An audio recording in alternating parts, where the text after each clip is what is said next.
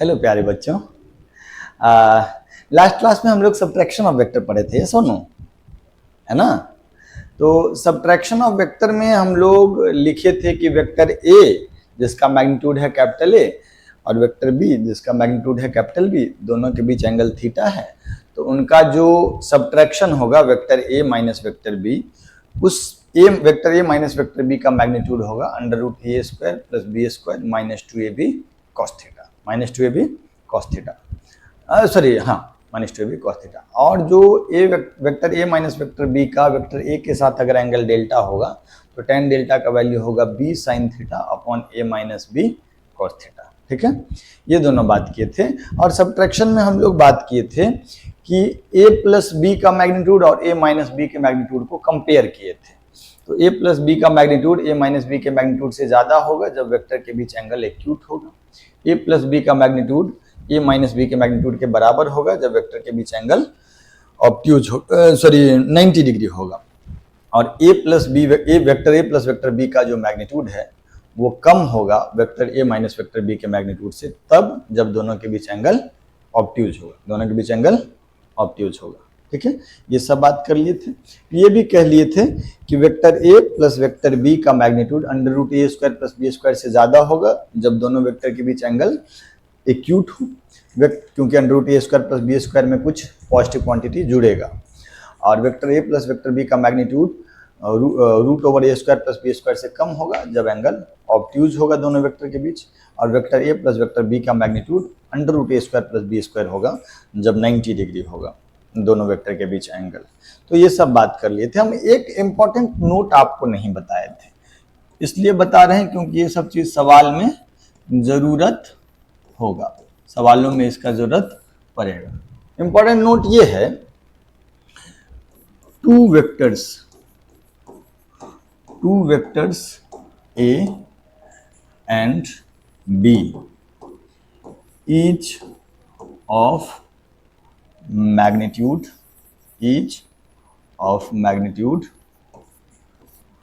capital A making angle theta with each other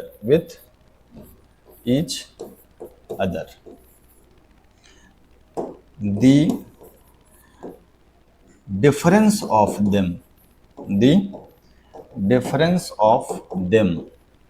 has magnitude vector a minus vector b का modulus is equal to 2a sine of theta by 2। जो हम इतना ढेर सारा English लिखे हैं, इस बात का मतलब ये है, ये है प्यारे बच्चों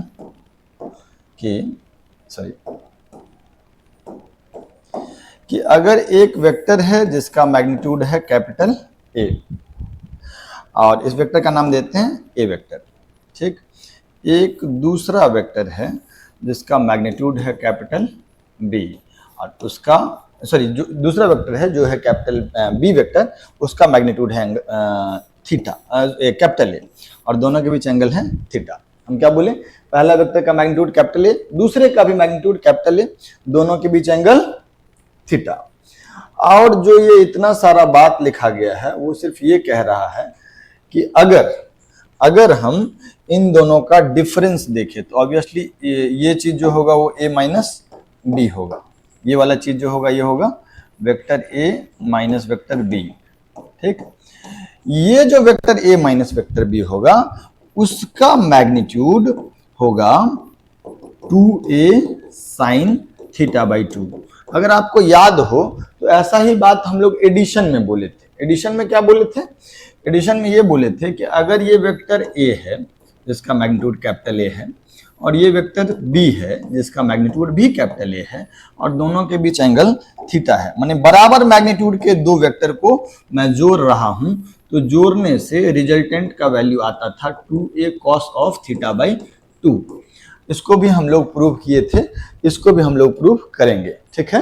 अभी थोड़ा सा ये बात पहले पॉज करके लिख लो, ठीक, कि दोनों का जो ये है वेक्टर a प्लस बी दो बराबर मैग्नीट्यूड के वेक्टर हैं ए और ए का, दोनों के बीच एंगल थीटा है, तो ए प्लस बी का मैग्नीट्यूड हो जाएगा 2a cos थीटा बाई 2 और a माइनस बी का मैग्नीट्यूड जो होगा वो हो जाएगा 2a sin थीटा बाई 2। ठीक है क्या? ये दोनों बात आपको याद रखना है। ठीक, दोनों को प्रूव भी कर लेते हैं। अगला पेज का हमको जरूरत होगा, आप इसको पॉज करके लिख लीजिए, आगे बढ़े, सुनिएगा मेरी बात।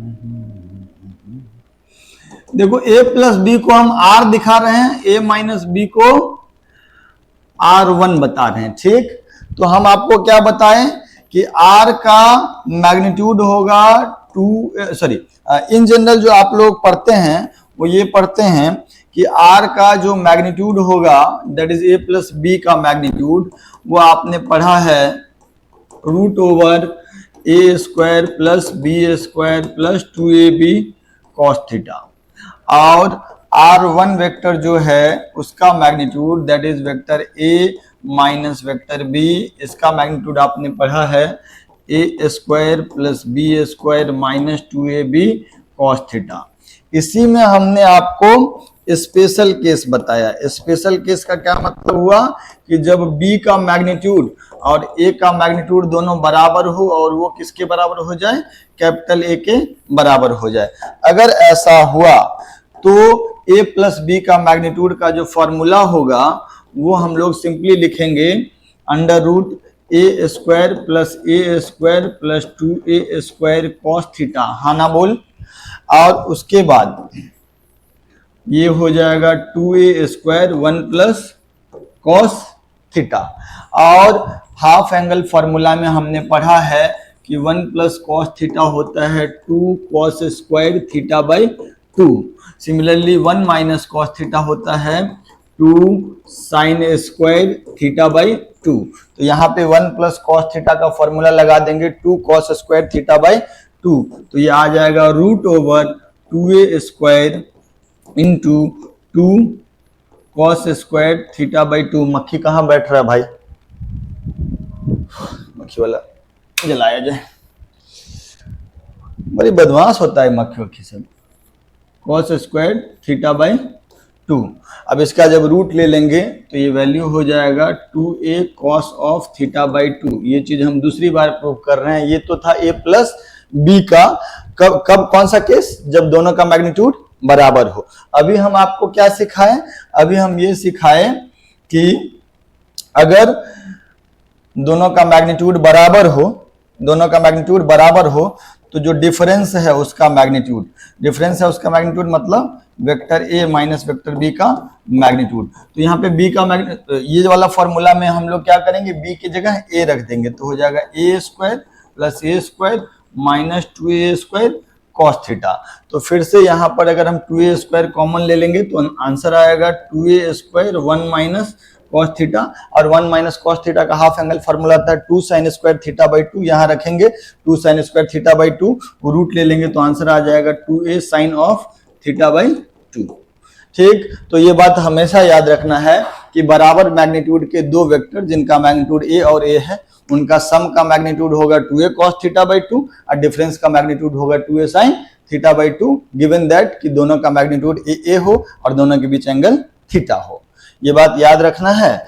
और फिर याद रखने के बाद आप चाहें तो ये पिछला वाला पेज जो इंपॉर्टेंट रिजल्ट था, इसमें a प्लस बी का 2a cos थीटा बाई 2 और a माइनस बी का 2a sin थीटा बाई 2 ये लिख लें, फिर ये भी लिख लें, हम प्रूव भी कर दिए, है ना। अब जैसे हम एक सवाल के लिए आपको बोलेंगे, एग्जाम्पल के लिए आपको ऐसा बोलेंगे, a vector a of magnitude capital A is rotated by angle theta, find magnitude of change in vector, find magnitude of change in vector। समझिएगा बात, find magnitude of change in vector. ये सवाल है, एक वेक्टर है जिसका magnitude capital A है, उसको हमने थीटा एंगल से रोटेट कर दिया और हम पूछे कि जो चेंज आया वेक्टर में उसका मैग्नीट्यूड ऑफ चेंज। तो इस सवाल को हम लोग सॉल्व करते हैं। सिंपल सी बात है सर, चेंज का क्या मतलब होता है? सौरभ जी, चेंज मतलब क्या होता है? छुट्टा चेंज मतलब बल्ला, चेंज मतलब फाइनल माइनस इनिशियल। चेंज मतलब क्या? Final minus initial. तो अभी हम किसका चेंज देख रहे हैं? वेक्टर का चेंज। तो क्या होगा? Final vector minus initial vector. ये क्या हो जाएगा? ये क्या हो जाएगा? Change in vector. ये क्या हो जाएगा? Change in vector. सवाल आप पॉज करके लिख लीजिए। अब हुआ क्या सर? हुआ क्या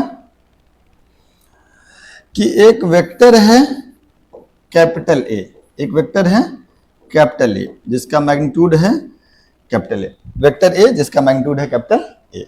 मैंने इसको क्या किया भाई साहब? मैंने इसको थीटा एंगल से रोटेट कर दिया। मैंने इसको थीटा एंगल से रोटेट कर दिया। तो ये वेक्टर, इसको हम लोग बोल देते हैं इनिशियल वेक्टर और इसको बोल देते हैं फाइनल वेक्टर। घुमाने से मैग्नीट्यूड बदला क्या? मैग्नीट्यूड नहीं बदला, मैग्नीट्यूड तो अभी भी यही है, लेकिन डायरेक्शन तो बदल गया। तो डायरेक्शन बदल गया तो वेक्टर बदल गया। तो हमको तो पूछा गया है क्या चीज? चेंज। हमको क्या पूछा गया? चेंज। चेंज को डेल्टा से हम लोग रिप्रेजेंट करते हैं। तो डेल्टा ए हो जाएगा क्या चीज? A final minus A initial. Yes और no? A final minus A initial. Yes और नो बच्चों? तो अगर हम देखें ये एक वेक्टर है जिसका नाम हम लोग बोल देते हैं डेल्टा ए। हम डेल्टा ए जानबूझ के बोले हैं। तुम देखो तो ट्रायंगल लॉ के हिसाब से किन दोनों का रिजल्टेंट कौन होगा? ट्रायंगल लॉ के हिसाब से अगर आप देखेंगे बउआ तो ये होगा इनिशियल वेक्टर प्लस ये चेंज वाला vector, that is equal to final vector. वैसे भी change equal to final minus initial है, तो चेंज प्लस इनिशियल कर देंगे तो फाइनल आ जाएगा। तो अब जरा हमको ये बात बताइए कि क्या हम डेल्टा ए का वैल्यू सिंपली लिख दें ये फाइनल माइनस ए इनिशियल? ये चीज डेल्टा ए बता रहा है ना? पक्का पक्का देख लीजिए, दिस माइनस दिस बराबर दिस। तो डेल्टा ए बराबर ए इनिशियल प्लस चेंज बराबर फाइनल। तो चेंज बराबर हो गया फाइनल माइनस इनिशियल। अब फिर से वही बात कि दो वेक्टर है, दोनों का मैग्नीट्यूड ए है, दोनों के बीच एंगल थीटा है। तो चेंज जो होगा that is A final minus initial या ए इनिशियल माइनस फाइनल। केवल हमको मैग्नीट्यूड चाहिए इसमें। तो डेल्टा ए का मैग्नीट्यूड जो हो जाएगा वो कितना हो जाएगा? 2a sine of theta by 2। That okay? अरे है ना? तो इसी को घुमा घुमा करके लोग देगा, माने ऐसे बोल देगा, ऐसे बोल देगा। यहां पर क्लियर है कोई बात? ये क्या हुआ? पूछा गया था कि फाइंड मैग्नीट्यूड ऑफ चेंज। तो ये चेंजिंग वेक्टर है और इसका मैग्नीट्यूड हो जाएगा फाइनल माइनस इनिशियल, मतलब this vector minus this vector and this vector minus this vector. अगर हमको करना है तो सिंपली क्या करेंगे? उसका लिखेंगे under A square plus A square minus 2a cos theta और सिंप्लीफाई करेंगे तो आ जाएगा 2a sine theta by 2। Is that okay? पक्का पक्का? अब इसे घुमा घुमा करके देगा तुमको, क्या करेगा? ऐसे बोल देगा। आप उसको लिख लीजिएगा सर, आप इसको लिख लीजिएगा।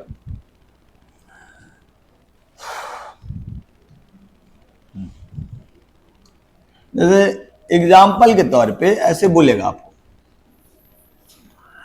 ऐसे बोलेगा। क्या बोलेगा सर जी? जैसे आपको बोलेगा कि एक पार्टिकल है, एक पार्टिकल है जो कैसा मोशन कर रहा है, सर्कुलर मोशन कर रहा है, गोल गोल चक्कर लगा रहा है कांस्टेंट स्पीड से। इसका स्पीड कांस्टेंट है, लेकिन क्या इसका वेलोसिटी भी कांस्टेंट है? क्या इसका वेलोसिटी भी कांस्टेंट है? नहीं, वेलोसिटी का दिशा डायरेक्शन बदल रहा है, नहीं, डायरेक्शन ऑफ वेलोसिटी चेंज हो रहा है। तो हमको बोलेगा कि पार्टिकल आई से एफ पे पहुंच गया, माने 1/4 ऑफ सर्कल मूव कर लिया।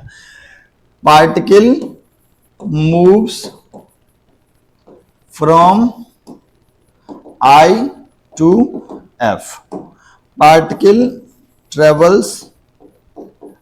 travels with constant speed v। ठीक, आपसे पूछेंगे कि फाइंड चेंज इन वेलोसिटी, तो क्या हो जाएगा चेंज इन वेलोसिटी? बेसिकली हमने आपको final velocity minus initial velocity पूछा है, नहीं, आपको मैंने बताया ये कि sir there are two vector, ये क्या दिखा रहा है? v इनिशियल, जिसका मैग्नीट्यूड कितना है? Capital V। इसको पैरेलल शिफ्टिंग कर सकते हैं ना।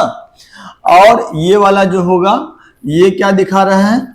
v फाइनल, जिसका मैग्नीट्यूड कितना है? कैपिटल V, है ना। ये इनिशियल वेलोसिटी और ये फाइनल वेलोसिटी, यस और नो। अब हमसे पूछ रहा है कि फाइंड चेंज इन वेक्टर, तो चेंज इन वेक्टर मतलब चेंज इन वेलोसिटी मतलब फाइनल माइनस, तो पूरा मेहनत कर under root b square plus B square minus 2ab cos 90, या डायरेक्टली आंसर मालूम है? डायरेक्टली आंसर मालूम है। क्या हो जाएगा?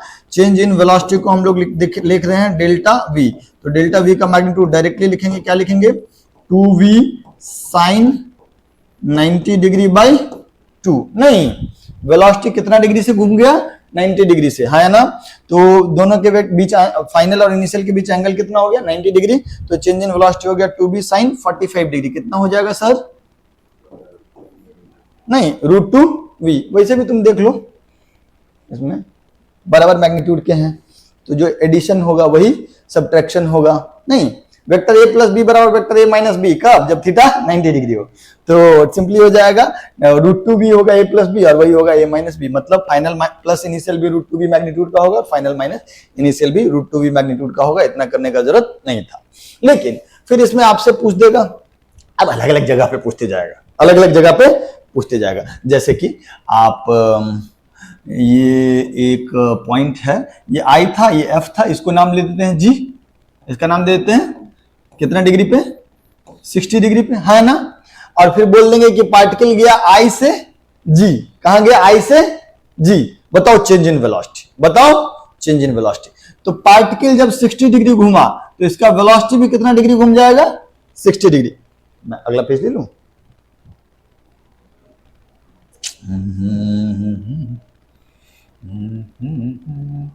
माने हम इसी में आपको बी पार्ट दे दिए सर, इसी में हम लोग क्या पार्ट बोल दिए? B part. Particle moves travels from I to G। Find magnitude of change in velocity, find magnitude of change in velocity. तो डायरेक्टली आंसर बता देंगे एक लाइन में आप लोग, कि पूरा ड्रॉ करेंगे। टीचर होगा तो ड्रॉ करेगा, स्टूडेंट होगा तो एक लाइन में बताएगा। नहीं, कितना हो जाएगा चेंज? डेल्टा v का magnitude that is 2v sine 60 degree by 2, that is 2v sine 30। तो चेंज इन वेलोसिटी का मैग्नीट्यूड कितना हो गया? v, है ना।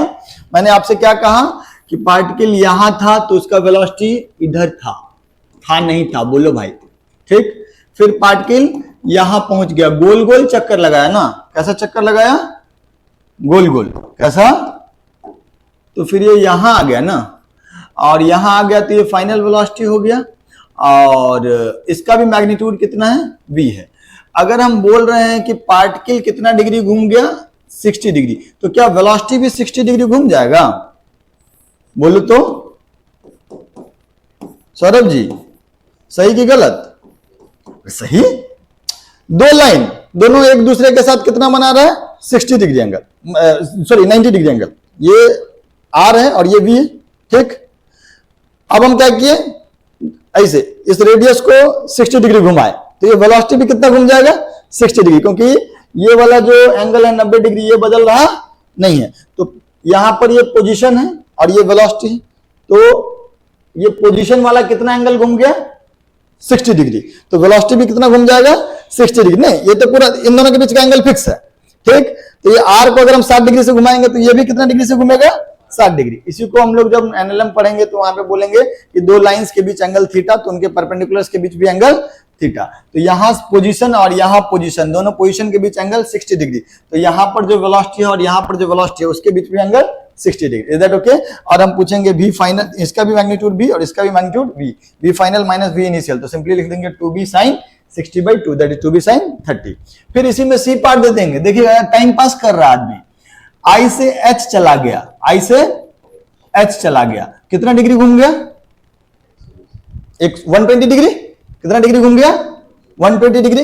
तो अगर हम इसी में बोल देते हैं चेंज इन वेलोसिटी का मैग्नीट्यूड, चेंज इन वेलोसिटी का मैग्नीट्यूड फ्रॉम कहां से कहां I टू H। तो ज्यादा मेहनत करेंगे कि एक लाइन में बोल देंगे, ज्यादा मेहनत करेंगे एक लाइन में बोलेंगे, एक लाइन में क्या बोलेंगे, डेल्टा V का magnitude that is 2v sin 120 degree by 2, तो ये हो जाएगा 2b sin 60, तो ये हो जाएगा √3v, √3/2 है ना। यहीं पे अगर 180 डिग्री का चेंज हो जाता, माने I से लेकर के यहां पर आ जाता, डायमेट्रिकली अपोजिट पॉइंट पे आता, I से लेके L तक आ जाता, तो लिख देते 2b sin 180/2 that is 2b sin 90। तो चेंज कितने का हो जाता 2b का, कितने का चेंज हो जाता 2b का, हाँ ना बोल। इन जनरल अगर थीटा एंगल रोटेट करेगा तो चेंज कितने का हो जाएगा 2b sin θ/2 का। Is that okay? ठीक है, बोलिए, छाप लीजिए।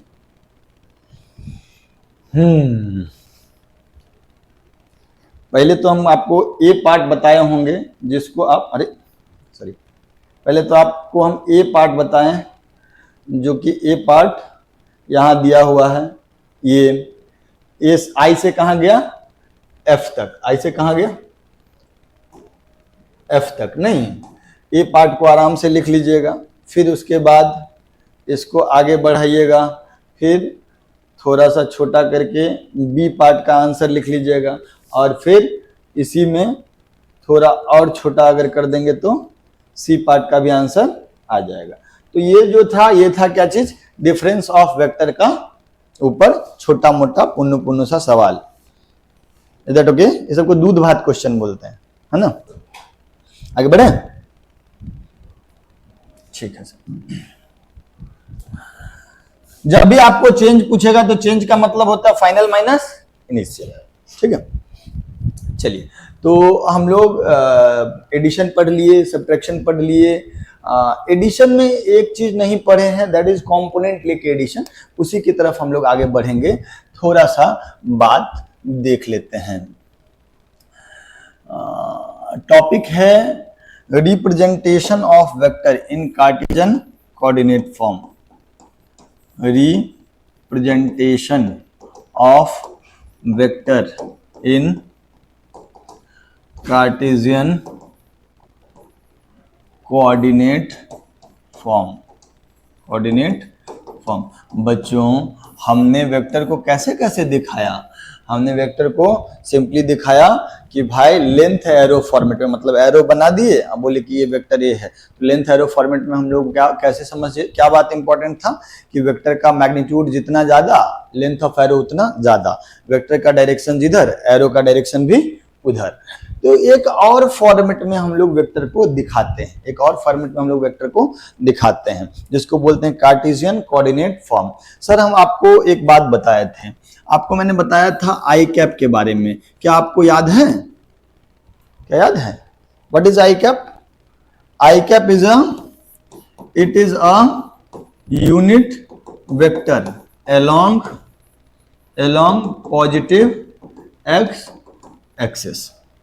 और जे कैप क्या है? It is a unit vector along positive Y axis. और के कैप जो होगा ये होगा it is a unit vector along positive Z axis. ठीक है, तो इसका मतलब ये हुआ कि एक ऐसा वेक्टर जिसका जो एक्स एक्सिस के अलोंग हो और उसका मैग्नीट्यूड 1 हो तो हम सिंपली उसको बोल देंगे आई कैप। एक ऐसा वेक्टर जो पॉजिटिव वाई एक्सिस के अलोंग हो उसका मैग्नीट्यूड 1 हो तो उसको बोल देंगे जे कैप। एक ऐसा वेक्टर जो पॉजिटिव जेड एक्सिस के अलोंग हो उसका मैग्नीट्यूड 1 हो उसको हम लोग बोल देंगे के कैप। तो सुनिएगा मेरी बात,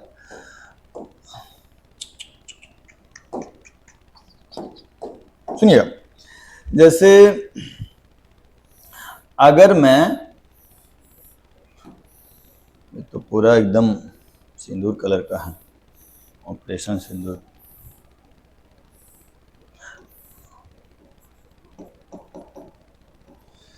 सुनिएगा प्यारे बच्चों,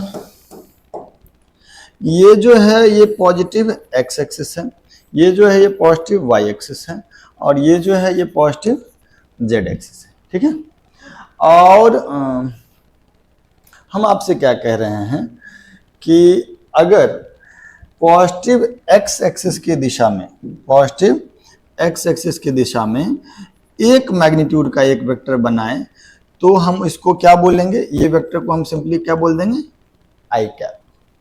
अगर मैं पॉजिटिव वाई एक्सिस के अलोंग, पॉजिटिव वाई एक्सिस यही है, इसके अलोंग एक मैग्नीट्यूड का एक वेक्टर बनाए तो इसका नाम हम लोग देंगे जे कैप।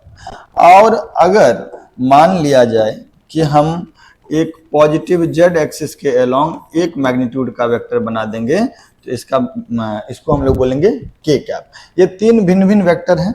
एक क्यूब हम लोग बनाए हैं जिसका एक एज है पॉजिटिव एक्स एक्सिस के अलोंग, दूसरा है पॉजिटिव वाई के अलोंग, तीसरा एज है पॉजिटिव जेड के अलोंग। उसके बाद हम क्यूब बना लिए। इस एज के अलोंग एक मैग्नीट्यूड का एक वेक्टर होगा तो होगा आई कैप, इस एज के अलोंग एक मैग्नीट्यूड का वेक्टर होगा तो होगा जे कैप, इस एज के अलोंग एक मैग्नीट्यूड का वेक्टर होगा तो वो होगा के कैप। दैट ओके, इसमें कोई दिक्कत नहीं है। ठीक है, अब मान लिया जाए कि हम आपको एक ऐसा हम अभी सीख रहे हैं कि वेक्टर को रिप्रेजेंट कैसे करते हैं कार्टेशियन कोऑर्डिनेट फॉर्म में। ठीक है बच्चा, सुनिएगा, जैसे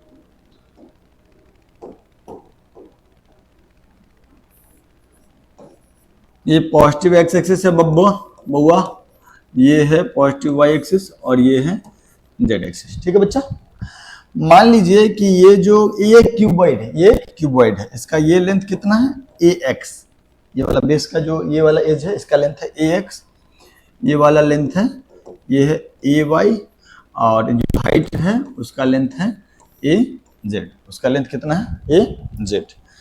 एक वेक्टर मैं ड्रॉ कर रहा हूं, एक वेक्टर मैं ड्रॉ कर रहा हूं, कहां से कहां, यहां इनिशियल पॉइंट से शुरू किए और ये गया फाइनल पॉइंट तक, यहां तक। ठीक, ये एक वेक्टर है जिसको हम लोग बोल रहे हैं वेक्टर ए।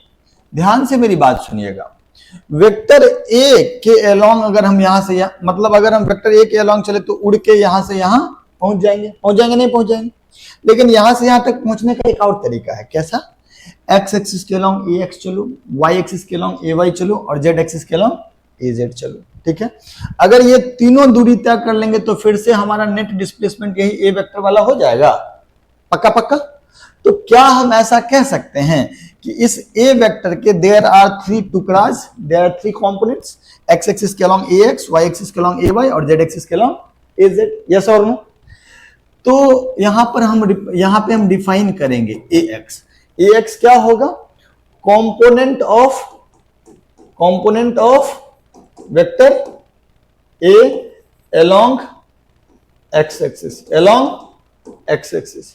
ए वाई क्या हो जाएगा, component of vector A along Y axis. और सिमिलरली ए जेड क्या हो जाएगा, component of vector A along Z axis. तो क्या है ना सर कि ये जो रेड कलर का वेक्टर है वेक्टर ए, इसको हम अगर दिखलाना चाहें तो हम इसको टुकड़ों में दिखा सकते हैं, कंपोनेंट में दिखा सकते हैं। क्या लिखेंगे, ए x I cap plus A Y J cap plus A Z के कैप। ध्यान से सुनना मेरी बात, एक्स एक्सिस के अलोंग कितना चलना पड़ा, ए एक्स, और पॉजिटिव के अलोंग चला कि नेगेटिव के अलोंग, पॉजिटिव के अलोंग। तो इसीलिए एक्स एक्सिस के along A x into I cap. I cap बता दिया कि किधर जा रहा है, पॉजिटिव एक्स एक्सिस के अलोंग, कितना, ए एक्स। फिर हम वहां से वाई एक्सिस के अलोंग, पॉजिटिव वाई एक्सिस के अलोंग चले, कितना चले, ए वाई। तो वो वेक्टर क्या हो गया, तो फिर हम उसको लिख दिए ए वाई जे कैप। अब फिर पॉजिटिव जेड एक्सिस के अलोंग कितना चला, ए जेड, तो हम लिख दिए ए जेड के कैप। तो ये जो हमने लिखा है वो क्या है बच्चा, वो है रिप्रेजेंटेशन ऑफ वेक्टर। वो क्या है, representation of vector A in Cartesian coordinate form, Cartesian coordinate form. ठीक है, आप पहले पॉज करके इतना चीज लिख लीजिए, इसमें बहुत सारा बात बताएंगे आपको, ढेर सारा बात, इंपॉर्टेंट बात सब बताएंगे। ठीक, ये लिख लिए, आराम से पॉज कीजिए, लिख लीजिए। अब आपको बोले कि अगर ये वेक्टर तुमको आई cap J cap K cap में दे दिया वेक्टर ए, ठीक, तो ये हम किस फॉर्मेट में लिख दिए इसको, कार्टेशियन कोऑर्डिनेट फॉर्मेट में। हमसे अगर कोई आदमी पूछेगा कि वेक्टर ए का मैग्नीट्यूड क्या होगा, माने ये रेड कलर वाला जो एरो है इसका लेंथ, इस वेक्टर ए का मैग्नीट्यूड, तो रेड कलर वाले एरो का लेंथ जो होगा, आप सबने बचपन में पढ़ा है कि क्यूबॉइड का बॉडी डायगोनल होता है, कितना होता है, under root L square plus B square plus H square. तो ये रेड कलर वाला जो है क्यूबॉइड का बॉडी डायगोनल है। तो हम ए वेक्टर का मैग्नीट्यूड लिखेंगे under root of A X square plus A Y square plus A Z square. तो आगे से रट्टा मार के याद रखना है कि वेक्टर अगर I cap J cap K cap के फॉर्मेट में हो तो वेक्टर का मैग्नीट्यूड क्या लिखेंगे, root over under root of X component का स्क्वायर प्लस वाई कंपोनेंट का स्क्वायर प्लस जेड कंपोनेंट का स्क्वायर। तो ये हम लोगों ने लिख दिया वेक्टर ए का मैग्नीट्यूड। कोई दिक्कत, कोई परेशानी? पहला बात तो ये पूछेगा, पहला बात क्या पूछेगा, मैग्नीट्यूड ऑफ वेक्टर। पहला क्या पूछेगा, मैग्नीट्यूड ऑफ वेक्टर। सारा बात ध्यान से सुनना, हम बहुत सारा बात इसमें बताएंगे। अच्छा, अगर मैं आपसे ऐसा पूछ लूं कि बताओ बुआ कि ये ए वेक्टर के अलोंग एक यूनिट वेक्टर लिख के बताओ, क्या बोले हम, ए वेक्टर के अलोंग यूनिट वेक्टर। यहां पर हम लोग कौन सा कलर चुने, पर्पल। पल पल दिल के पास, है ना। इस डायरेक्शन में ए वेक्टर के अलोंग एक मैग्नीट्यूड का, तो इसका नाम क्या होगा, वेक्टर ए होगा कि ए के ऊपर टोपी होगा, ए के ऊपर टोपी होगा। तो इसको हम लोग क्या पढ़ेंगे, A cap. What is A cap, a unit vector, a unit vector along A, along A, जिसको हम लोग बोलेंगे ए कैप। ठीक, इसको हम लोग बोलेंगे ए कैप। कैसे लिखते हैं, जैसे अगर हम 100 को 100 से डिवाइड कर देते हैं तो 1 बचता है, 50 को 50 से डिवाइड कर देते हैं तो 1 बचता है। तो वेक्टर ए को उसके मैग्नीट्यूड से अगर मैं डिवाइड कर दूं तो हमको वेक्टर ए के दिशा में एक ऐसा वेक्टर मिलेगा जिसका मैग्नीट्यूड 1 हो। ठीक है, what is A cap, A cap, A cap क्या है, सॉरी, ए कैप क्या है, वेक्टर ए के डायरेक्शन में 1 मैग्नीट्यूड का वेक्टर। तो वेक्टर ए के डायरेक्शन में एक मैग्नीट्यूड का वेक्टर बनाने के लिए क्या करेंगे, वेक्टर ए को उसके मैग्नीट्यूड से डिवाइड कर देंगे।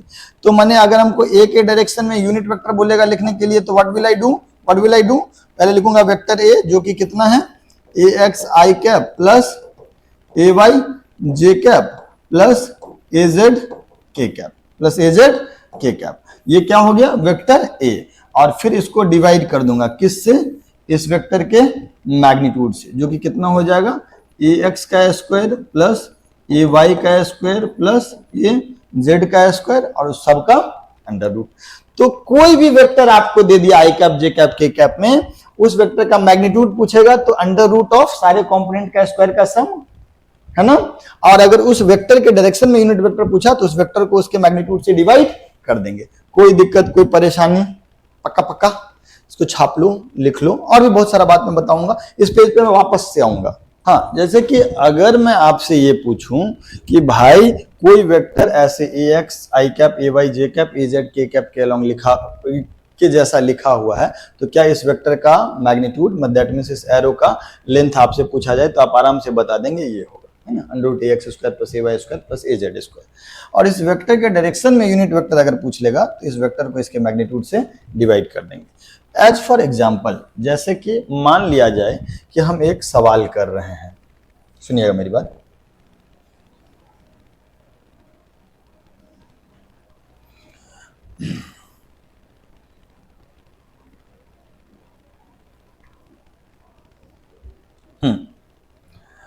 सवाल सिर्फ इतना है सर, इसमें तो ऑप्शन मिलता है ना काटने छाटने का, इसको काट करके अलग कर ले। ये ना कैसे, अच्छा ये ड्रॉ कर लेना। मान लीजिए कि ये एक, सॉरी बैक कर लेना, पेन, ठीक है। सुनिएगा, मान लीजिए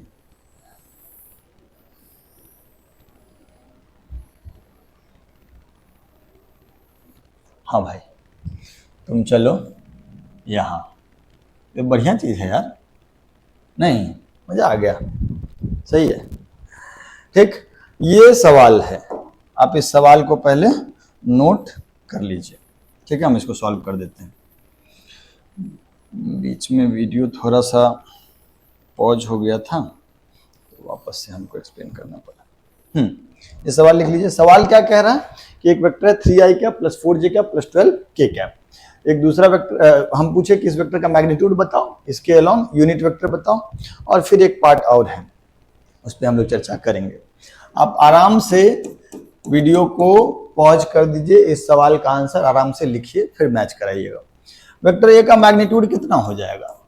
सिंपली हो जाएगा under root of ax square plus ay square plus az square. ax है 3, ay है 4, az है 12, तो ये हो जाएगा अंडर रूट ऑफ 3 का स्क्वायर प्लस 4 का स्क्वायर प्लस 12 का square, that is under root of 9 plus 16 plus 144, और रूट 169 होगा, जिसका वैल्यू आ जाएगा 13, ठीक है 13।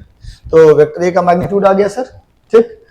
अगर मैं आपसे पूछूं कि यूनिट वेक्टर अलोंग ए, यूनिट वेक्टर अलोंग ए, तो ए को ए के मैग्नीट्यूड से डिवाइड करेंगे, मतलब 3i cap plus 4j cap plus 12k cap, और फिर उसको डिवाइड कर दिया अंडर रूट 3 का स्क्वायर प्लस 4 का स्क्वायर प्लस 12 का स्क्वायर से। सो बेसिकली 13 से डिवाइड कर दिया तो आ गया 3i cap plus 4j cap plus 12k cap upon 13, है ना। आप चाहें तो इसको प्यार मोहब्बत से ब्रैकेट इसको भी ओपन कर सकते हैं, अलग अलग लिख सकते हैं 3/13 i cap plus 4/13 j cap plus 12/13 k cap, है ना, ऐसा लिख सकते हैं। अगर वेक्टर ए का मैग्नीट्यूड पूछा तो हम लिख दिए, कोई दिक्कत नहीं। वेक्टर ए के अलोंग यूनिट वेक्टर पूछा, हम लिख दिए। तीसरा पार्ट क्या है? तीसरा पार्ट कह रहा है कि एक पार्टिकल है जो कि किधर मूव कर रहा है, वेक्टर ए के डायरेक्शन में, moving in the direction of vector A. Vector A के डायरेक्शन में मूव कर रहा है, कितने स्पीड से कर रहा है? 26 मीटर पर सेकंड स्पीड से कर रहा है, 26 मीटर पर सेकंड स्पीड से कर रहा है, ठीक है क्या। तो आप पूछा कि बताओ वेलोसिटी, बताओ वेलोसिटी क्या है पार्टिकल का। सर मेरे बात सुनिएगा, आप 9th पास हैं, 9th में आपने पढ़ा होगा कि speed is a scalar quantity, velocity is a vector quantity, velocity is a vector quantity, है ना। तो हम अगर स्पीड को दिशा दे दे, डायरेक्शन दे दे, तो हमको वेलोसिटी मिल जाएगा। माने जिस दिशा में जा रहा है अगर ये भी हमको मालूम हो और स्पीड भी मालूम है, दैट मीन्स वेलोसिटी हमको मालूम है। तो आगे से आपको कभी भी किसी भी पार्टिकल का वेलोसिटी पूछे तो आप बोलिएगा कि सर पहले तो उसका स्पीड लिख लीजिए और फिर उसको मल्टीप्लाई कर दीजिए किससे, जिस दिशा में जा रहा है उस दिशा के यूनिट वेक्टर से, unit vector along motion, unit vector along motion, जिस दिशा में जा रहा है उस दिशा का यूनिट वेक्टर से मल्टीप्लाई कर दीजिए। तो यार सिंपली हमने क्या किया कि भाई अगर पार्टिकल जा रहा है एक्स एक्सिस के अलोंग तो और 4 मीटर पर सेकंड से, तो वेलोसिटी हम लोग लिखते हैं 4i कैप। पार्टिकल अगर पॉजिटिव वाई एक्सिस के अलोंग 5 मीटर पर सेकंड से जा रहा है तो हम क्या करते हैं 5 को जे कैप से मल्टीप्लाई कर देते हैं, 5j कैप बोलते हैं।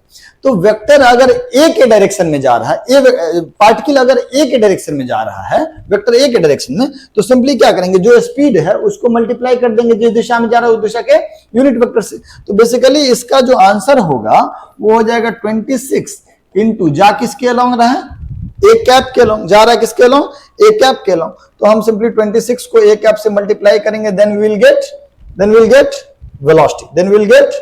वेलोसिटी, है ना।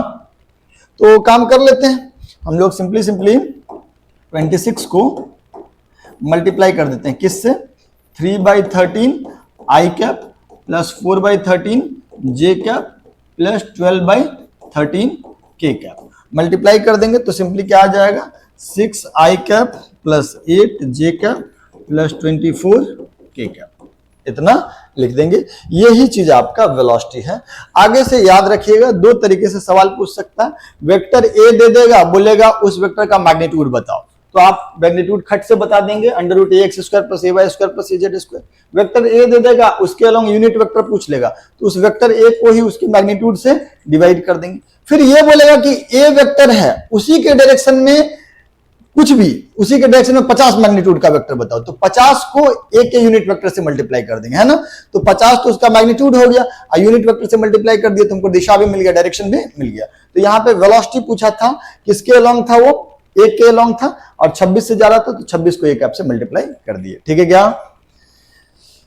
चलिए आगे बढ़े। सर हम आगे नहीं बढ़ेंगे, हम एक दो बात और बताएंगे आपको। ये वाला फोटो आपको याद है, ये सब चीज लिख लिए थे हम। इस फोटो को हम लोग थोड़ा सा साइड कर लेते हैं। ये बात, ये बात, ये बात, ये बात, ये बात, ये बात, ये दोनों इंपॉर्टेंट बात लिख लिए थे। अब थोड़ा सा इस फोटो को हम लोग साइड कर लेते हैं, हमको जरूरी है, बार बार ड्रॉ हमको करना नहीं पड़ेगा। ठीक है सर।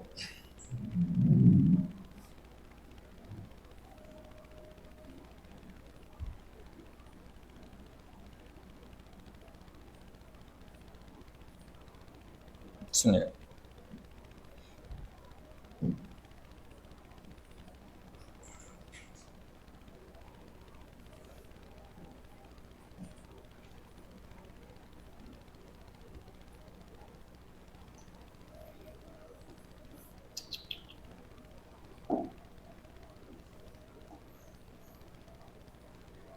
अरे यार ये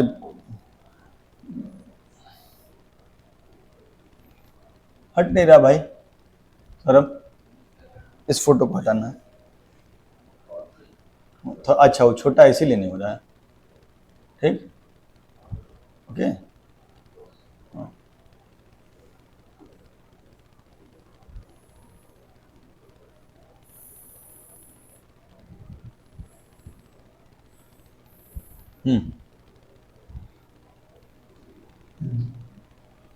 ठीक है सर।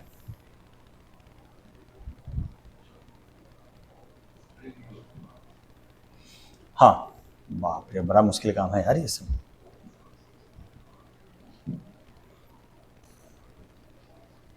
इतना देर में तो हम ड्रॉ कर लिए रहते हैं। एनीवे, ठीक, तो हम तो ये सब चीज आपको बता दिए कि वेक्टर ए का मैग्नीट्यूड क्या है, वेक्टर ए को रिप्रेजेंट कैसे करते हैं। अब हम लोग बात कर रहे हैं किसका, angle between vector A and coordinate axis. Coordinate axis, तीनों X axis, Y axis, Z axis के साथ एंगल का बात करेंगे। तो सुनिएगा मेरी बात, आपको कंपोनेंट वाला याद है बात। जैसे हम ये वेक्टर ए है, इसका एक्स एक्सिस के साथ एंगल को हम लोग बोल लेते हैं अल्फा। वेक्टर ए का जो वाई एक्सिस है, वाई एक्सिस के साथ एंगल को हम लोग बोल लेते हैं बीटा, और वेक्टर ए का जेड एक्सिस के साथ जो एंगल है उसको हम लोग बोल लेते हैं गामा। इसको हम लोग क्या बोल लेते हैं, गामा। अभी इच्छा क्या है हम लोगों का, हम लोगों का इच्छा है कि जो वेक्टर है वो एक्स एक्सिस के साथ कितना एंगल बना रहा है अल्फा, वाई एक्सिस के साथ कितना एंगल बना रहा है बीटा, और जेड एक्सिस के साथ कितना एंगल बना रहा है गामा। तो हम लोग को अल्फा, बीटा और गामा पता करने का इच्छा है। वेक्टर हमको दे दिया है, वेक्टर ए क्लियरली बता दिया आपको क्या है, वो ए x I cap plus A Y J cap plus A Z के कैप। याद कीजिए आप कंपोनेंट, याद कीजिए आप कंपोनेंट। कंपोनेंट में क्या बोला गया था कि अगर कोई भी वेक्टर ए जिसका मैग्नीट्यूड कैपिटल ओ हो और वो किसी लाइन के साथ एंगल थीटा बना रहा हो, तो उस वेक्टर का उस लाइन के अलोंग जो कंपोनेंट होगा, लाइन के अलोंग कंपोनेंट हो जाएगा ए कॉस थीटा। उस वेक्टर का लाइन के अलोंग कंपोनेंट क्या हो जाएगा, ए कॉस थीटा। ठीक है क्या, इस वेक्टर का लाइन के अलोंग कंपोनेंट हो जाएगा ए कॉस थीटा।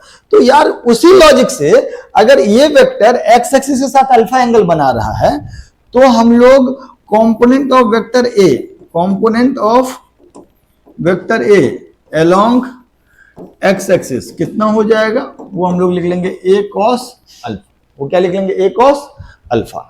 और हमको ये बात मालूम है कि ये चीज है कितना, हमको मालूम है कि ये चीज है ए एक्स। मैं क्या कह रहा हूं कि वेक्टर ए है, इसका एक्स एक्सिस के साथ एंगल अगर अल्फा है और इसका मैग्नीट्यूड कैपिटल ए है, तो एक्स का अलोंग कंपोनेंट हो जाएगा ए कॉस अल्फा, और हमको मालूम है वो वैल्यू किसके बराबर है, ए एक्स के बराबर। तो क्या हम डायरेक्टली लिख सकते हैं कि कॉस अल्फा का वैल्यू हो जाएगा A X divided by magnitude of A, है ना। मैग्नीट्यूड ऑफ ए कितना, मैग्नीट्यूड ऑफ ए को या तो ऐसे दिखाते हैं या ऐसे दिखाते हैं, वो हो जाता है under root A X square plus A Y square plus A Z square. ठीक है, तो अगर हमको वेक्टर तुमको आई cap J cap K cap में दिया जाए और बोले कि बताओ ये वेक्टर एक्स एक्सिस के साथ कितना एंगल बना रहा है, तो हम बोलेंगे एक्स एक्सिस के साथ ये अल्फा एंगल बना रहा है, where cos alpha is equal to A X upon under root A X square plus A Y square plus A Z square. मतलब cos अल्फा का वैल्यू सिंपली हम लोग क्या लिख देंगे, A X upon under root A X square plus A Y square plus A Z square. Is that okay? Similarly अगर हमको, ये पहला पॉइंट हुआ, सिमिलरली अगर हमसे पूछे कि व्हाट इज, तो ये cos अल्फा का वैल्यू याद रखना सर, ये cos अल्फा का वैल्यू याद रखना आपको।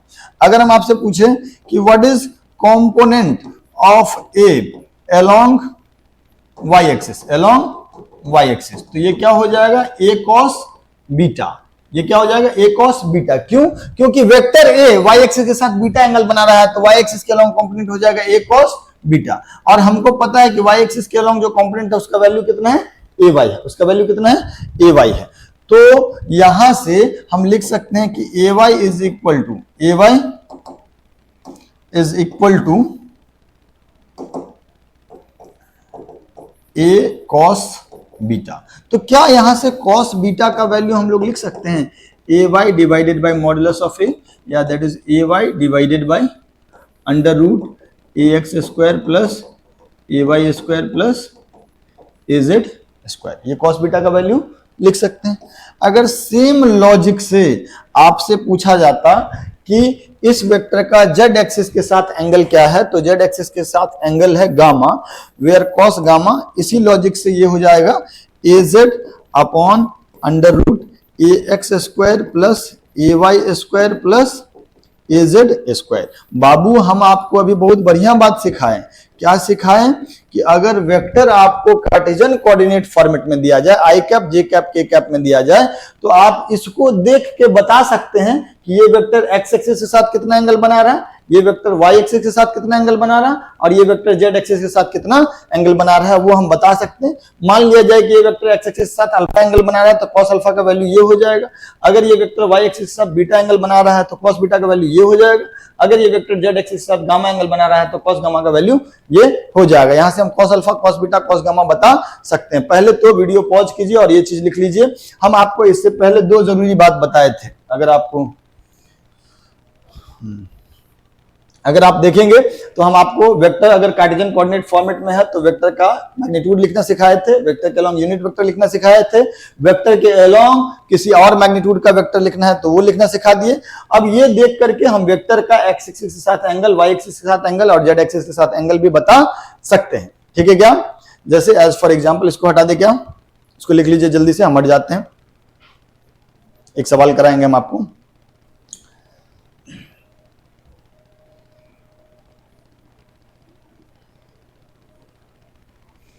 जैसे एग्जाम्पल के तौर पे हम बोल दिए कि वेक्टर ए है, वेक्टर ए कितना है 3i cap plus 4j cap. क्या है? 3i cap plus 4j cap. हम आपसे पूछे कि find angle between vector A and positive X axis.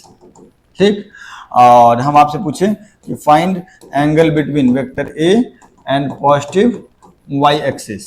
फिर हम पूछ दिए कि find angle between vector A and positive Z axis. ये छोटे छोटे सवाल आपसे पूछ लिए, तो ये आप इसको कैसे करेंगे? आप इसको दूसरे तरीके से भी कर सकते, बट अभी अगर करेंगे तो हम लोग लिखेंगे अल्फा जो है एक्स एक्सिस के साथ एंगल है, तो कॉस अल्फा का वैल्यू होता है ए X upon root over A X square plus A Y square plus A Z square.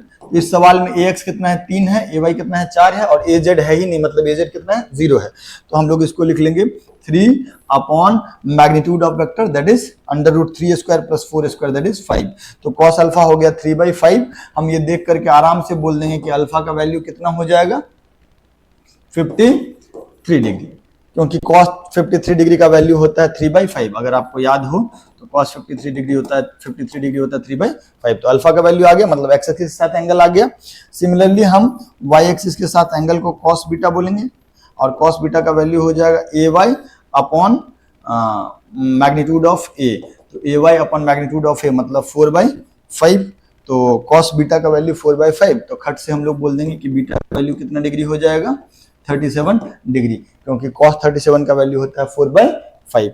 और अगर हमसे पूछता कि z एक्सिस के साथ एंगल बताओ, तो cos गामा का वैल्यू हो जाएगा z क्या कंपोनेंट कितना है, यहाँ पे z नहीं दिख रहा मतलब वो क्या है 0 है। तो A Z upon magnitude of vector that is 5, so cos gamma हो जाएगा 0, सो गामा का वैल्यू हो जाएगा 90 डिग्री। सो ये वेक्टर एक्स एक्सिस के साथ एंगल बना रहा है 53 डिग्री, वाई एक्सिस के साथ एंगल बना रहा है 37 डिग्री और जेड एक्सिस के साथ एंगल बना रहा है 90 डिग्री। ये इतना मेहनत करने का जरूरत नहीं था यहाँ पे।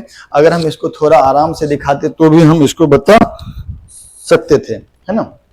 जैसे अगर हम इसको दूसरे तरीके से बताते तो कुछ ऐसे बताते। आप इसको पहले लिख लीजिए, इसको पहले लिख लीजिए।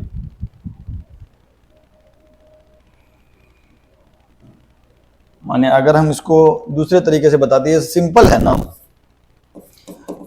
हम सिंपली क्या करते हैं एक्स एक्सिस और वाई एक्सिस बना लेते हैं। चूंकि ये एक प्लेन में है 2D में है तो हम आराम से बना लेते हैं। एक्स एक्सिस के अलोंग हम कितना बड़ा टुकड़ा काटते हैं, एक्स एक्सिस के अलोंग एक टुकड़ा काटते हैं तेरी, एक्स एक्सिस के अलोंग एक टुकड़ा काटते कितना 3 का, और फिर वाई एक्सिस के अलोंग एक टुकड़ा काटते कितना का 4 का। नहीं, तो इस पॉइंट का कोऑर्डिनेट हो जाता 3,4। और अगर हम इस वेक्टर को लिखेंगे तो ये जो वेक्टर होगा, इस वेक्टर को मान लीजिए हम ए वेक्टर से रिप्रेजेंट करते हैं, let's say this point is a. तो वेक्टर ए जो होगा वो होगा 3i cap plus 4j cap. Vector A हो जाएगा 3i cap plus 4j cap. तो अब तो हमको तो क्लियरली दिख रहा है कि ये 4 है और ये 3 है, तो ये एंगल कितना हो जाएगा 53 डिग्री, क्योंकि tan थीटा 4/3 है।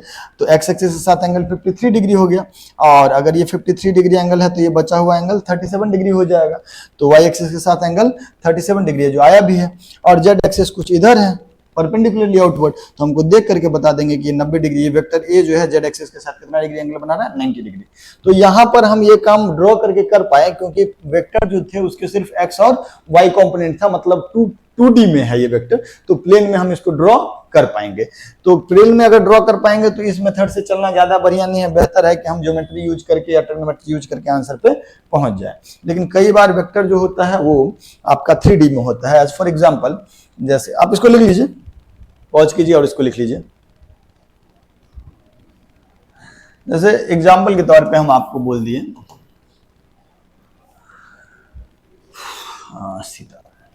हरिओम। जैसे एक वेक्टर है, वेक्टर ए बराबर 3i cap plus 4j cap plus 12k cap, ठीक। और उसके बाद हम आपसे पूछे कि find angle between vector and positive X axis, vector and positive Y axis, vector and positive Z axis, positive Z axis. तो हम लोग आराम से सिंपली यहाँ पे लिखेंगे। यहाँ पर आप वेक्टर ड्रॉ नहीं कर पाएंगे, बोर्ड पे वेक्टर ड्रॉ नहीं कर पाएंगे, क्यों? क्योंकि बोर्ड 2D में और ये वेक्टर 3 डायमेंशन में है। तो यहाँ पे हम सिंपली क्या करेंगे, फॉर्मूला यूज कर लेंगे। कॉस अल्फा का फॉर्मूला क्या होता है बच्चा? कॉस अल्फा का फॉर्मूला होता है ax upon root over ax square plus ay square plus az square. ax यहाँ पे कितना है 3 और root over ax square plus ay square plus az square जो कि इसका मैग्नीट्यूड है वो करेंगे तो आ जाएगा 13, पिछला सवाल में किए थे। तो अल्फा का वैल्यू हम लोग सिंपली लिखेंगे cos inverse 3/13। Is that okay? Similarly अगर कॉस बीटा हम लोग लिखेंगे तो ये हो जाएगा 4/13, 4/13। तो बीटा का वैल्यू हो जाएगा कॉस इनवर्स 4/13। और अगर कॉस गामा लिखेंगे तो ये हो जाएगा az upon magnitude that is 12/13। तो गामा हो जाएगा कॉस इनवर्स 12/13। देखो बेटा, आपको हर एंगल, जैसे कॉस अल्फा का आपको जो वैल्यूज मालूम है वो 0 डिग्री मालूम है, 30 डिग्री मालूम है, 45 डिग्री मालूम है, 60 डिग्री, 90 डिग्री, बहुत हुआ तो 37 और 53 मालूम है, ठीक। तो अगर इसके अलावा 90 डिग्री तक में, 90 डिग्री से आगे भी आपको 120 मालूम है, 135 डिग्री मालूम है, 150 डिग्री और 180 डिग्री, इसके अलावा दुनिया में कोई भी एंगल होगा तो उसका वैल्यू डायरेक्ट आपको याद नहीं है। नहीं याद है तो सिंपली कॉस अल्फा का जो भी वैल्यू होगा वहां से हम लोग अल्फा का वैल्यू लिख देंगे कॉस इनवर्स 3/13। मैं क्लास में पहली बार ये वर्ड यूज कर रहा हूं कि अगर कॉस थीटा का वैल्यू कुछ है तो थीटा का वैल्यू हो जाएगा cos inverse of that quantity. Sine theta का वैल्यू अगर मान लीजिए कि 1/8 है तो थीटा का वैल्यू हो जाएगा साइन इनवर्स 1/8, या tan थीटा का वैल्यू मान लीजिए कि 1/4 है तो थीटा का वैल्यू हो जाएगा tan इनवर्स 1/4। तो इस फॉर्मेट में आप लिख करके छोड़ सकते हैं। तो यहां पर हम आपको क्या क्या चीज बता दिए। वेक्टर एक को कार्टेशियन कोऑर्डिनेट फॉर्म में रिप्रेजेंट करना, उसका मैग्नीट्यूड लिखना, उसके अलोंग यूनिट वेक्टर लिखना, उस वेक्टर के अलोंग किसी और मैग्नीट्यूड का वेक्टर लिखना, प्लस उस वेक्टर का एक्स एक्सिस के साथ, वाई एक्सिस के साथ और जेड एक्सिस के साथ क्या एंगल है ये भी हम पता करना आपको बता दिए। यहां पर बोलना बेहद जरूरी है कि कॉस अल्फा, कॉस बीटा और कॉस गामा को क्या कहते हैं। एक लैंग्वेज मतलब जनरली फिजिक्स मैथ्स में इस cos alpha, cos beta, cos gamma को हम लोग बोलते हैं डायरेक्शन कोसाइन। बेसिकली ये डायरेक्शन के बारे में बात कर रहा है और कॉस थीटा के हिसाब से बात कर रहा है तो हम लोग इसका नाम दे दिए डायरेक्शन कोसाइन। तो अगर आप देखिएगा सर, हम अगर आपसे ये कहें, ये फोटो पे आ जाइए सर, अगर हम यहाँ पे अल्फा बीटा और गामा बताए थे तो आप एक बात कह सकते हैं कि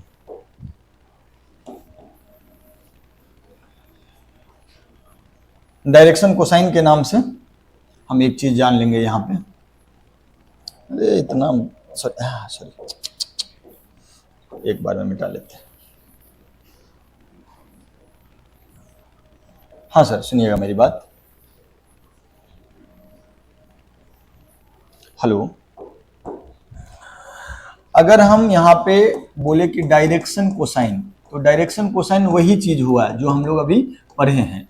मतलब अगर वेक्टर दे दिया है ax i cap plus ay j cap plus az k cap, तो cos alpha, cos beta and cos gamma, इन तीनों को हम लोग बोलेंगे डायरेक्शन कोसाइन। कॉस अल्फा को क्या लिखेंगे, ax upon under root ax square plus ay square plus az square. भाई आज का क्लास जो है वो थोड़ा ध्यान देने लायक बात है, घर जाकर 2-3 घंटा लगेगा तुमको ये सारा बात संभालने में, पचाने में।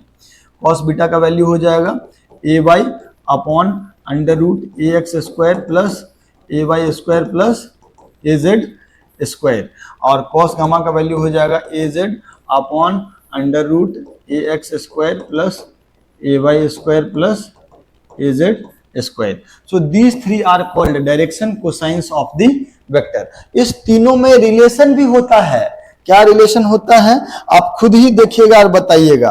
Cos square alpha plus cos square beta plus cos square gamma. अगर ये सब करेंगे तो क्या होगा, पहला वाले का स्क्वायर, दूसरा वाले का स्क्वायर, तीसरे वाले का स्क्वायर। मन में करो तो ऊपर में यहाँ आ जाएगा ए एक्स स्क्वायर, यहाँ पे ऊपर में आ जाएगा ए वाई स्क्वायर, यहाँ पे ऊपर में आ जाएगा ए जेड स्क्वायर, और नीचे में सबके नीचे में कितना आएगा, रूट हट जाएगा, A X square plus A Y square plus A Z square. सबको जोड़ूंगा तो ऊपर में आ जाएगा A X square plus A Y square plus A Z square, और नीचे में भी होगा ए X square plus A Y square plus A Z square. तो सम क्या हो जाएगा, 1। बहुत लोग बोल लगा सर इतना जल्दी जल्दी बोल रहे हैं, समझ में नहीं आ रहा है।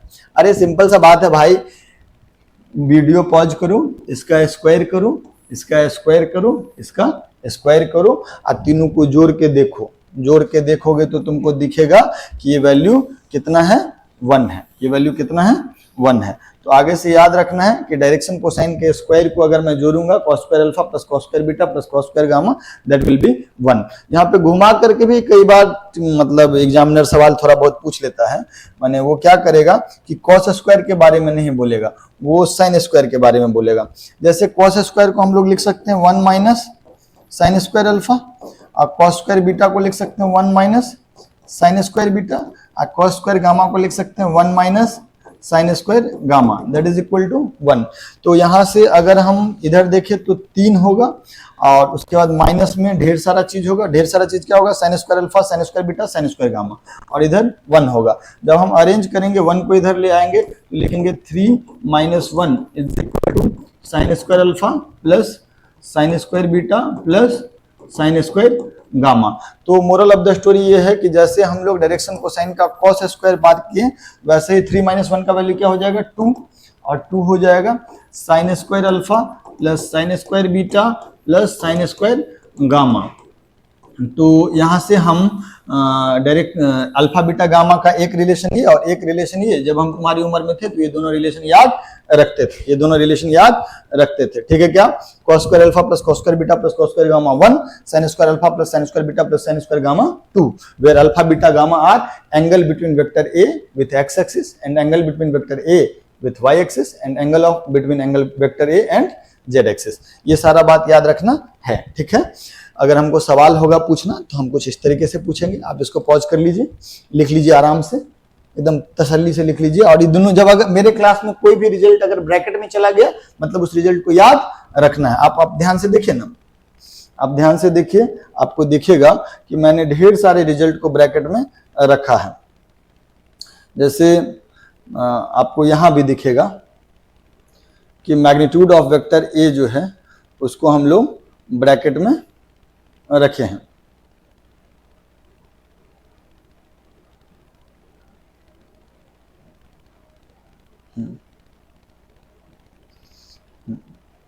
जैसे मैग्नीट्यूड ऑफ वेक्टर ए जो था cos square alpha under root A X square plus A Y square plus A Z square, उसको भी ब्रैकेट में रखे थे, वो भी याद रखना है। ए कैप को भी रखे थे, उसको भी याद रखना है, और इसको भी याद रखना है।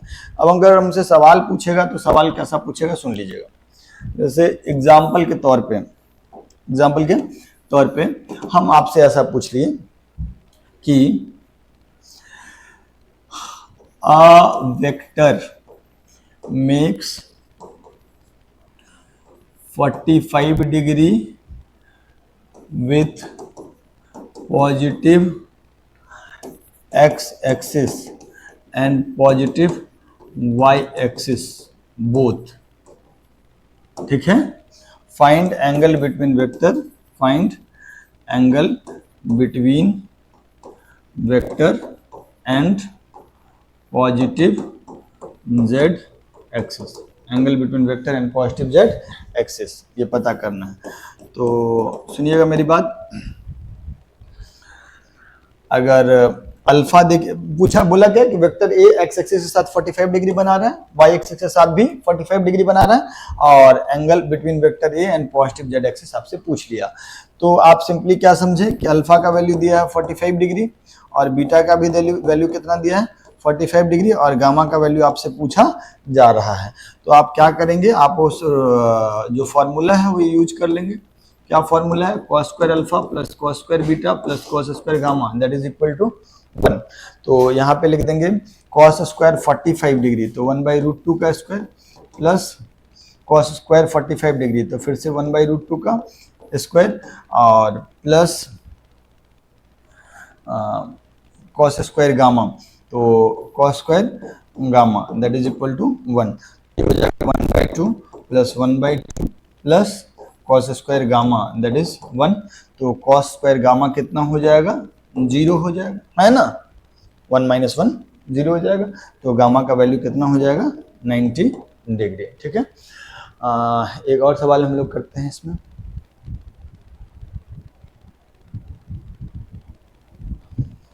जैसे इसको पॉज करके आप लिख लीजिए, इसको लिख लीजिए। जैसे एक सवाल अगर हम लोग करें कि a vector makes 45 degree and 60 degree with positive x-axis and positive y-axis respectively क्रमशः।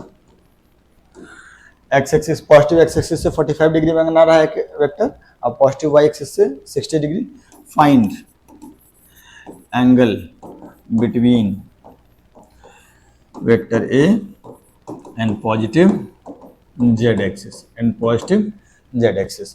तो हम लोग क्या लिखेंगे, हम लोग सिंपली लिखेंगे अल्फा। तो बेसिकली अल्फा दिया है आपको कितना, 45 डिग्री, अब बीटा दिया है आपको 60 डिग्री और गामा का वैल्यू पूछ रहा है। तो हम सिंपली कहेंगे कि cos square alpha plus cos square beta plus cos square gamma that is equal to 1। तो cos स्क्वायर 45 डिग्री हो जाएगा 1/√2 का square that is 1/2। cos square 60 degree हो जाएगा 1/2 का स्क्वायर दैट इज 1/4। अब plus cos square gamma that is 1। तो cos square gamma का वैल्यू हो जाएगा 1 - 3/4 दैट इज 1/4। तो cos गामा का वैल्यू जो होगा, ये cos गामा का वैल्यू कितना हो जाएगा Saurabh ji, cos square gamma है 1/4, तो cos गामा हो जाएगा प्लस माइनस 1/2, नहीं प्लस माइनस 1/2। तो cos गामा अगर 1/2 है तो गामा हो जाएगा आपका 60 डिग्री, और cos गामा अगर -1/2 है तो गामा हो जाएगा 120 डिग्री। तो इस सवाल के दो पॉसिबल आंसर हैं कि vector A positive z axis से या तो 60 डिग्री बना रहा होगा या 120 डिग्री बना रहा होगा, दोनों आंसर सेटिस्फाई करेगा। Is that okay? तो फिर आप इसको लिख लीजिए। तो आज जो भी हम लोग पढ़े उसको अगर हम ध्यान से देखेंगे तो आज हम लोग पढ़े क्या क्या, आज के पूरे क्लास के, आज के पूरे लेक्चर को अगर ढंग से देखिएगा तो आज हमने आपको, मैं क्लास में इंटर करते ही मैंने आपको पढ़ाया कि दो वेक्टर का डिफरेंस, ए और बी वाले वेक्टर का डिफरेंस जो होता है उसका magnitude √a² plus b² plus -2ab cos theta होता है। और उसी में बताया कि दोनों वेक्टर का मैग्नीट्यूड अगर a है और एंगल थीटा है तो सब्ट्रैक्शन के लिए डायरेक्ट याद रखना है कि 2a sin θ/2 हो जाएगा दोनों वेक्टर के सब्ट्रैक्शन का मैग्नीट्यूड, मतलब vector a minus vector b का मैग्नीट्यूड हो जाएगा 2a sin θ/2 अगर दोनों का मैग्नीट्यूड बराबर बराबर है। फिर मैंने आपसे कहा कि भाई चेंज इन वेक्टर का मतलब होता है final vector minus initial vector. तो कई बार आपको ये नहीं बोलेगा कि सब्ट्रैक्शन बताओ, बोलेगा कि चेंज बताओ, तो चेंज का मतलब फाइनल माइनस इनिशियल, और उसके बाद फिर सब्ट्रैक्शन का फॉर्मूला आप यूज कर लेंगे। फिर हमने आपको भी बताया कि यार कई बार ऐसा दे देगा कि वेक्टर ए को थीटा एंगल से रोटेट किए तो चेंज बताओ। अब वेक्टर ए को थीटा एंगल से रोटेट करने पे मैग्नीट्यूड में कोई परिवर्तन नहीं होगा लेकिन डायरेक्शन में परिवर्तन होगा, इसलिए वेक्टर बदल जाएगा। जो चेंज इन वेक्टर होगा उसका मैग्नीट्यूड हो जाएगा 2a sin θ/2। फिर उसके बेसिस पे हमने वेलोसिटी वाले कुछ सवाल आपको कराए कि पार्टिकल अगर सर्कुलर मोशन कर रहा है और थीटा एंगल से रोटेट कर गया वेलोसिटी, तो चेंज इन वेलोसिटी का मैग्नीट्यूड हो जाएगा 2b sin θ/2। उसमें 90 डिग्री, 60 डिग्री, 120 डिग्री, 180 डिग्री का हम आपको केसेस बताएं। फिर हम सब्ट्रैक्शन ऑफ वेक्टर से आगे आए और फिर हम आपको बताएं कि किसी वेक्टर को कार्टेशियन कोऑर्डिनेट फॉर्म में कैसे रिप्रेजेंट करते हैं। उस वेक्टर का को हम लोग axi cap plus ay j cap plus az k cap लिखते हैं, उसका मतलब क्या है। फिर इस वेक्टर का मैग्नीट्यूड जो लिखते हैं √ax² plus ay² plus az², वो क्यों लिखे। फिर उस वेक्टर के अलॉन्ग यूनिट वेक्टर का फॉर्मूला आपका क्या होगा वो भी बता दिए, vector a divide by modulus of a या मैग्नीट्यूड ऑफ a। फिर हम आपको ये भी बताएं कोई वेक्टर अगर दिया हुआ है तो उस वेक्टर के डायरेक्शन में किसी और मैग्नीट्यूड का वेक्टर लिखना है तो कैसे लिखते हैं, वेलोसिटी वाला एक सवाल आपको कराए थे। फिर हमने आपको बताया कि जो वेक्टर है उसका एक्स एक्सिस, वाई एक्सिस और जेड एक्सिस के साथ जो एंगल होता है अल्फा बीटा गामा होता है, cos alpha cos beta cos gamma का फॉर्मूला क्या है वो हम आपको बता दिए। और फिर cos alpha cos beta cos gamma को हम लोग डायरेक्शन कोसाइन बोलते हैं। इनके बीच आपस का रिलेशन एक ये बताएं और एक ये बताएं। फिर इसी पे बेस्ड आपको एक सवाल कराएं ये वाला जिसमें कि गामा 90 डिग्री आया था, और एक सवाल हम आपको अभी कराए हैं ये वाला जिसमें गामा के दो पॉसिबल वैल्यू हुए 60 डिग्री और 120 डिग्री। ठीक है, तो इन्हीं बातों के साथ आज हम ये कार्टेशियन कोऑर्डिनेट वाला जो बेसिक था उसको ख़त्म करते हैं। कल जब हम लोग आएंगे तो इस पे कुछ सवाल वगैरह भी करेंगे और तब फिर हम लोग आगे बढ़ेंगे। ठीक है, चलिए बाय बाय।